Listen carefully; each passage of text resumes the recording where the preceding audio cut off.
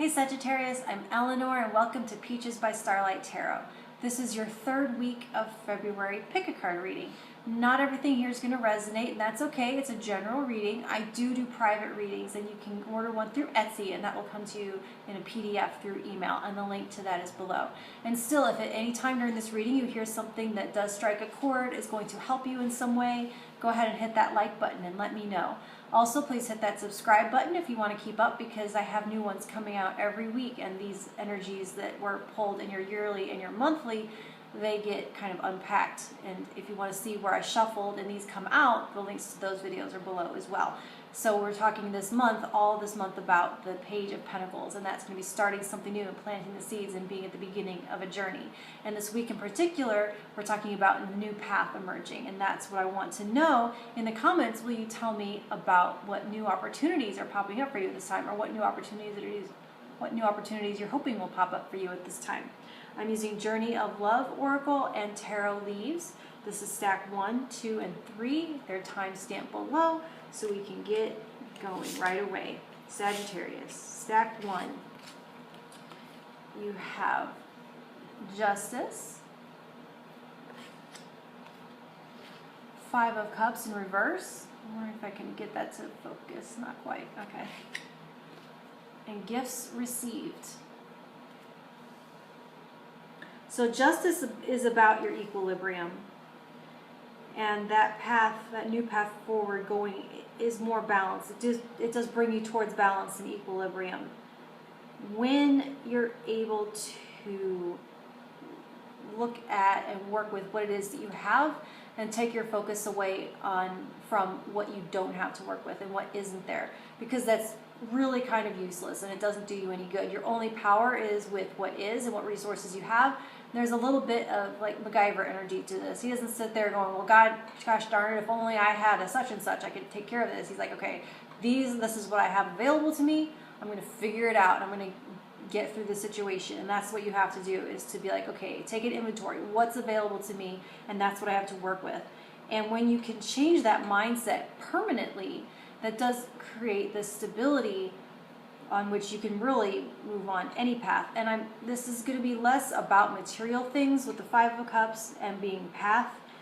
It has less to do with resources and more to do with your ability to recognize opportunities and recognize what actions you can take and which actions you can't take. And so focusing on what is in my power to act on right now, what is in my power to do right now, and to explore those avenues and not keep knocking on closed doors and just sitting outside that door pouting and be like, okay, looking around at 360, what can I do? Where can I go? And then when you can train yourself to think that way, then you will go there first, and that will only what you will see. You will only see abundance and only see opportunity and paths. Yeah. That's what I see for that one. Stack 2, you have the reverse 8 of Swords, the Tower, and 3 to 1. So the path that is emerging here is more like it's a new path that happens when 2 paths merge. So many times in tarot in these readings we do talk about coming to a fork in the road and having to choose between 2. But there's a sense here where it's the opposite, where 2 paths have become and they merge onto one new path. And it's kind of like with this tower, there is something like being smashed together and creating one thing, like taking blue Play-Doh and yellow Play-Doh and smushing it all together and making green. Or what seemed like was a mirage at some point is becoming clear. Like the Viewmaster, those old, it's the little thing that has that disc and it has the 2 pictures, and you look into the little thing and it merges the pictures and it creates a 3D image. That was an old toy from when I was a kid, and so I'm not sure if that's going to mean anything to you, but it's like taking these 2 pictures and creating them, taking them together, and then your eyes combine them and it creates a 3D image. And so when you can get yourself unstuck and shake things up, that, and when that dust settles, there is this clarity on what that new path is, and that there's it's a willingness to shake up the status quo and to shake up stagnation and to kind of shake off what seems to be an illusion of separation, an illusion of separateness, and in so doing, the clarity of union and being able to, there is a union happening here when you can free yourself and release yourself and quit telling yourself that there's two, that they do become one in some dramatic fashion with that Tower. Stack 3, you have Page of Wands, 9 of Swords, and the Christ Flame. So we have 2 pages here. You have the Page of Pentacles and the Page of Wands appearing together. And that's telling me that you need to go backtrack to the beginning. Look at things from... In order to see this path, you're going to have to back up. Like you can't see it because you've already started to go down it, and you need to backtrack to the foot of the path and go back to the beginning and look at it from a more childlike perspective. That there's some anxiety. This 9 of Swords is going to be talking about some worry. It's almost as though you've pushed yourself too far down the path and you don't recognize where you are, and you're lost because you didn't realize it. Like, there was a time where I was going home from work and they had opened a new highway and I didn't realize it. And all of a sudden I was on it and I didn't even realize I had exited the highway I was on. I was terrified because I was like, all of a sudden I was like, I thought I was on 70 and now I don't know where I am. And I did soon figure out that the path would lead me home.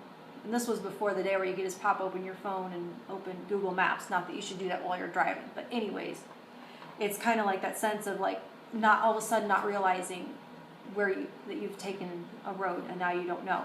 So there's need to backtrack and get to the beginning and see the signage of where you're going. And so, and with that, so when you're doing that with your maturity level and you're doing that with your mindset, you're kind of backing up to the more childlike place and to a more innocent place. And so with that, you're dissolving judgment and dissolving grudges and going back in time and undoing certain things that have shaped you in a way that is painful, in a way that is scary to you and creates this anxiety, this 9 of Swords energy. And so it's allowing waves and waves of compassion upon yourself. And that as you back up towards this, you should feel a shedding and feel a lightness as you backtrack. And each step back towards the beginning, you are younger and lighter and stronger and less wounded as you go. And so from there, allow yourself grace, allow yourself forgiveness, allow yourself to restart in a new way that advocates for yourself and stands up for yourself. And almost like, I don't know if it was Sagittarius or if it was another sign, but I was talking about advice that I had heard where you're monitoring your self-talk. And if you had a picture of your childhood self, picture of your kindergarten photo, and ask yourself, would you say those words to that little girl or that little boy? And if the unspoken answer is, there should be a certain amount of aha moment of heartbreak when you're like, gosh, I wouldn't say that to a little kid. So why would you say that to you now? Because that's you. And those things that you said that you integrated and internalized then are part of your pain now. And so now how can you backtrack to that and untell those stories? All right, Sagittarius, thank you, and I'll talk to you next week.